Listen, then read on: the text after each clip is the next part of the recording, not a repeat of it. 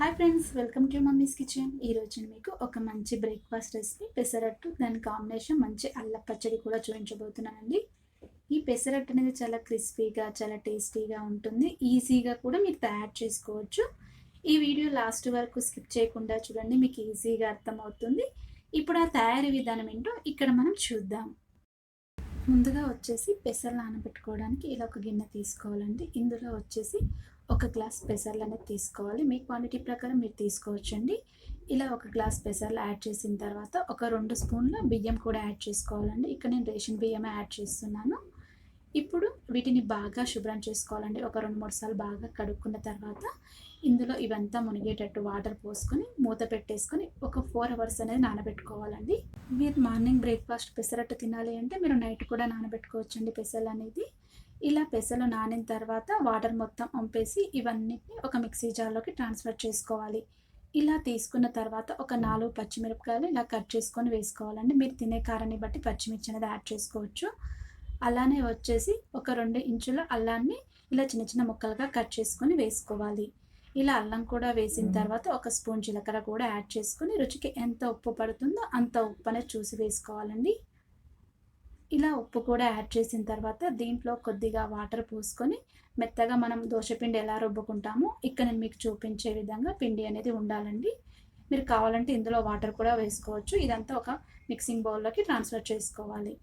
ఇక్కడ మనకు పిండి అనేది రెడీ అయిపోయిందండి. ఇప్పుడు ఇది పక్కన పెట్టేసుకొని దీని కాంబినేషన్ మంచి అల్లం పచ్చడి అనేది చేసుకుందామండి. ఇక్కడ నేను పచ్చిమిర్చితో చూపిస్తున్నాను అల్లం పచ్చడి అనేది. అల్లం పచ్చడి కోసం పొయ్యి మీద ఒక ప్యాన్ పెట్టుకోవాలండి. ప్యాన్ హీట్ ఎక్కిన తర్వాత ఒక స్పూన్ ఆయిల్ అనేది ఇక్కడ యాడ్ చేసుకోవాలి. ఈ ఆయిల్లో వచ్చేసి ఒక స్పూన్ శనగపప్పు కూడా యాడ్ చేసిన తర్వాత 2 ఎండుమిర్చి కట్ చేసుకొని వేసుకోవాలండి.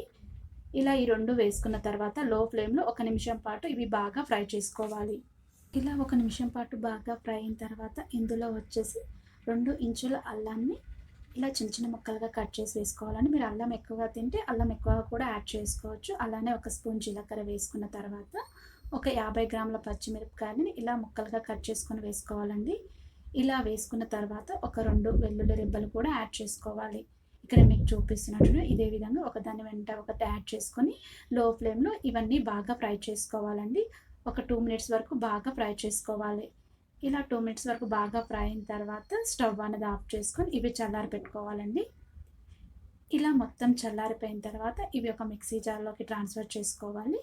ఇలా ట్రాన్స్ఫర్ చేసుకున్న తర్వాత ఇందులో వచ్చేసి కొద్దిగా పసుపు, కొద్దిగా ఇంగువ, రుచికి ఎంత ఉప్పు పడుతుందో అంత ఉప్పు అనేది చూసి వేసుకోవాలండి. ఇలా ఉప్పు కూడా యాడ్ చేసిన తర్వాత ఇందులో వచ్చేసి ఒక 30 గ్రాముల బెల్లం అనేది యాడ్ చేసుకోవాలండి. ఇంచుమించు ఒక 3 స్పూన్స్ బెల్లం అనేది ఉంటుంది. ఇలా బెల్లం యాడ్ చేసిన తర్వాత ఒక 10 చింతపండు రెబ్బల్ని వేడి నీళ్ళలో నానబెట్టుకొని వేసుకోవాలండి. ఇలా వేసుకున్న తర్వాత ఇదంతా మెత్తగా పేస్ట్ చేసుకోవాలండి. ఇక్కడ నేను మీకు చూపిస్తున్నాను చూడండి. ఇదే విధంగా పేస్ట్ అనేది చేసుకోవాలి. ఇలా చేసుకుంటే మనకి ఇక్కడ మంచి అల్లం పచ్చడి అనేది రెడీ అయిపోయినట్టు చాలా టేస్టీగా కూడా ఉంటుంది. ఇప్పుడు మనం పెసరట్టు అనేది ప్రిపేర్ చేసుకుందాం. పెసరట్టు వేసుకోవడానికి ఇలా పొయ్యి మీద ఒక పెనం పెట్టుకోవాలండి. పెనం హీట్ ఎక్కిన తర్వాత కొద్దిగా వాటర్ ఇలా చల్లుకోవాలి. ఇలా చల్లుకున్న తర్వాత బాగా క్లీన్ చేసుకోవాలి. ఇలా ఒక టిష్యూతో బాగా క్లీన్ చేసుకున్న తర్వాత మనం దోశ ఎలా వేసుకుంటామో సేమ్ అదే మాదిరిగా ఇక్కడ మీకు చూపించే విధంగా గరిటెతో కొద్దిగా పిండి తీసుకొని ఒకటే వైపు తిప్పాలని. మనం దోశ ఎలా వేసుకుంటాం సేమ్ అదే ప్రాసెస్లో ఇది కూడా ఫాలో అవ్వాలి. ఇలా మొత్తం పెసరట్టు వేసుకున్న తర్వాత చుట్టూ ఆయిల్ అనేది వేసుకోవాలండి.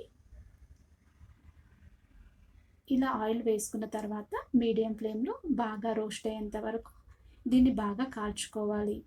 చూసారు కదండి, పెసరట్టు మొత్తం ఇలా రోస్ట్ అయిన తర్వాత దీన్ని మెల్లగా ఫోల్డ్ చేసుకోవాలి. ఇలా ఫోల్డ్ చేసుకుంటే మనకి ఇక్కడ ప్లెయిన్ పెసరట్టు అనేది రెడీ అయిపోయినట్టండి. ఇది పక్కన పెట్టేసుకొని ఇంకో ఉల్లిపాయ పెసరట్టు కూడా తయారు చేసుకుందాం. మళ్ళీ ఉల్లిపాయ పెసరట్టు తయారు చేసుకోవడానికి పెనం పైన మళ్ళీ వాటర్ చల్లుకోవాలండి. ఇలా వాటర్ చల్లుకున్న తర్వాత మళ్ళీ క్లీన్ చేసుకోవాలి.